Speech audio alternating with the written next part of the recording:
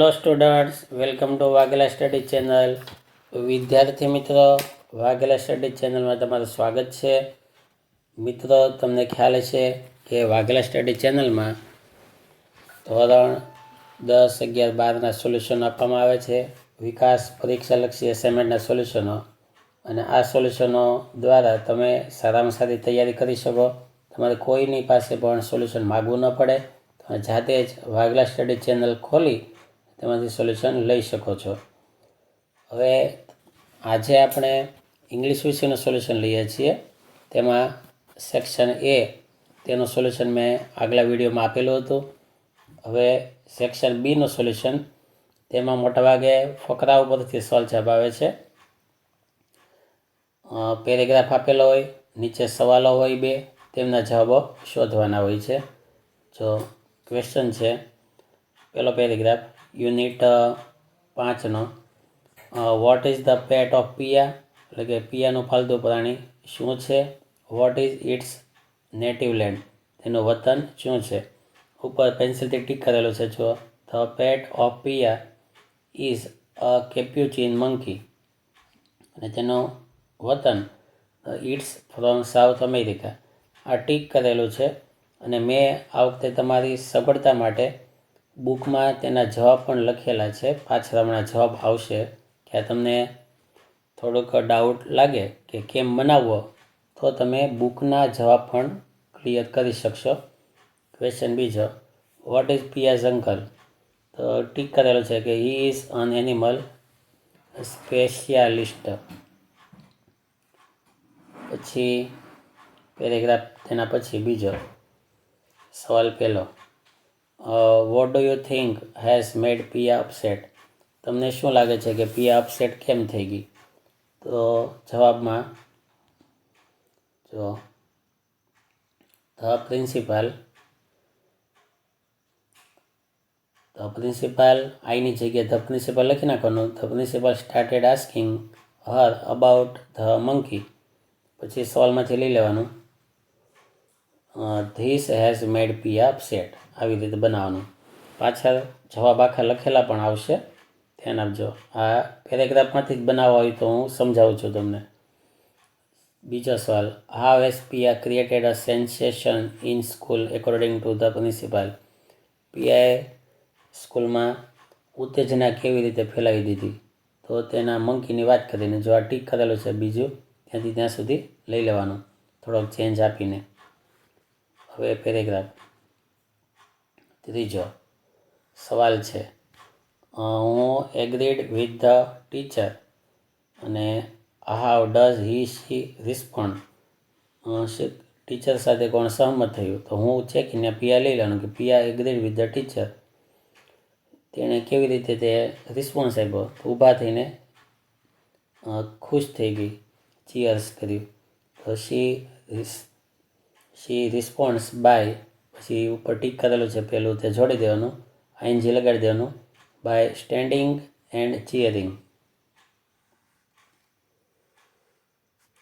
બીજો સવાલ, what does the students like to discuss about the animals, why don't. તો the students do not like to discuss about the animals because, પછી આ લગાડી દેવાનો જવાબ, બીકોઝ ધેટ્સ સો બોરિંગ. આટલું.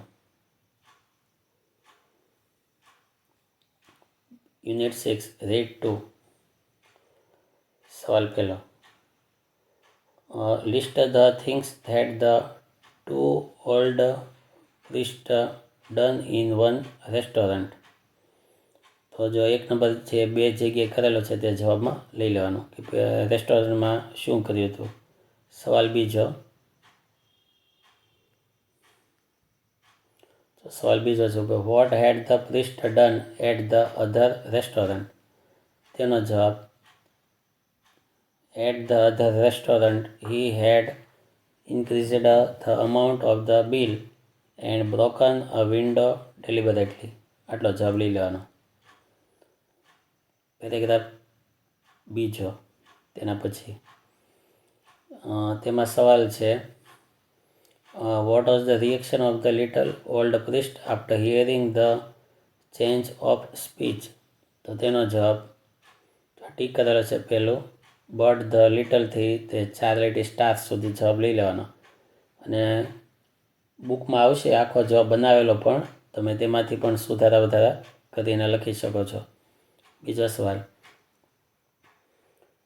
Vote was the effect of reaction of the old priest on Flambeau, તો આન્સરમાં what was થકી નાખવાનું. The effect of reaction of the old priest on Flambeau was લખીને પછી ઉપરથી જોડી દેવાનું, જે 2 નંબર ટીક કરેલું છે તે. પછી ત્રીજું, તેમાં સવાલ પહેલો, how did Father Brown solve a Flambeau's query, જવાબ ઉપર ટીક કરેલો છે 1 નંબર, ત્યાંથી ત્યાં સુધી લઈ લેવાનું. બીજું, what was Father Brown taunt of a Flambeau, તેનો જવાબ ઉપર 2 નંબર ટીક કરેલો છે ત્યાંથી લઈ લેવાનો. રીડ 2, સવાલ છે how is DNA unique, DNA કેમ એક અલગ જ વસ્તુ છે, તો ઉપર ટીક કરેલો છે એવરી સેલથી, ત્યાંથી જવાબ લઈ લેવાનો તે યુનિક સુધી. બીજો સવાલ, what are the other sources two identify DNA fingerprint, તેમાં ધીસ ફિંગરપ્રિન્ટ લખ્યું ત્યાંથી જવાબ લઈ લેવાનો તે આઈડેન્ટિફાઈ ઇટ સુધી.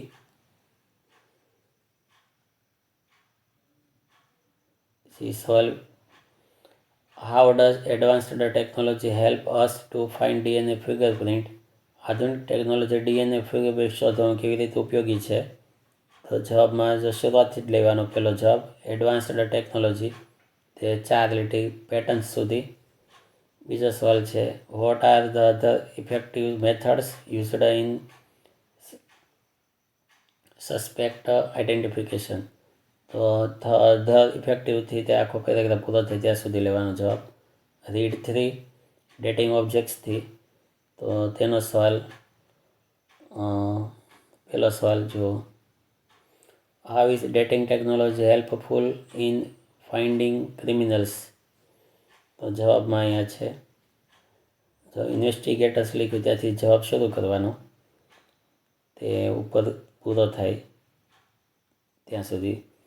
સવાલ બીજો છે કે which professionals have taken up the investigations based on dating technology, તો સર્ચ ઇન્વેસ્ટિગેશન્સ ત્યાંથી બીજો જવાબ શરૂ, તે ઇન્વેસ્ટિગેટર્સ એ પૂરો પેરેગ્રાફ બીજો. સવાલ પહેલો, વોટ ઇઝ રેડિયોકાર્બન ડેટિંગ, જવાબ 1 મેથડ લખ્યું ત્યાંથી તે ડેટિંગ સુધી, અને નીચે છેલ્લે પણ કાર્બન 14 લખ્યું ત્યાંથી પણ તે છેલ્લે સુધી. પહેલા જવાબને 2 ભાગ લેવા.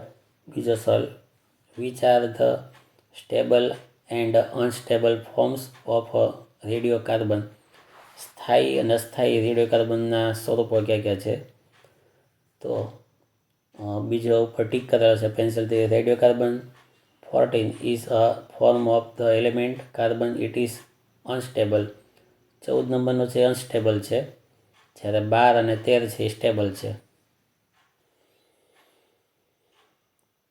ત્રીજો પેરેગ્રાફ, સવાલ પહેલો, what is archaeomagnetic dating used for, what is it based on, તો પહેલાંનો જવાબ આવશે જો ઉપર શરૂઆતથી તે ટીક કરેલ છે અધર મેથડ ત્યાંથી તે અર્થ સુધી.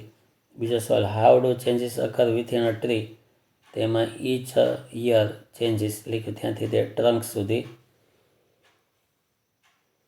યુનિટ 7, રીડ 1, સવાલ પહેલો, under what circumstances does sense of smell become dull, તેનો જવાબ વચ્ચેથી ધીસ સેન્સ લખ્યું ત્યાંથી તે બેવરેજીસ સુધી.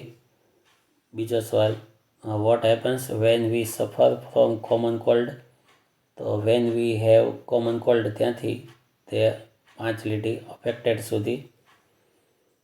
બીજો paragraph, what is the effect of day and night on smell and sight, તો ઉપર સ્મેલ હેઝ લખ્યું ત્યાંથી તે ડ્યુટી સુધી. બીજો question, what does hearing depend upon, તો હિયરિંગ લખ્યું છે વચ્ચે નંબર 2 ટીક કરેલું છે તે સાઉન્ડ સુધી. પેરેગ્રાફ ત્રીજો, એમાં question what mechanism about smell is unknown. શરૂઆતથી તે ધ મિકેનિઝમથી તે અનનોન સુધી 4 લીટી. પછી બીજો સવાલ, what words in the passage means meaning. તો તેમાં અસુપ્શન્સ, તેમાં આવશે કન્જેક્ચર.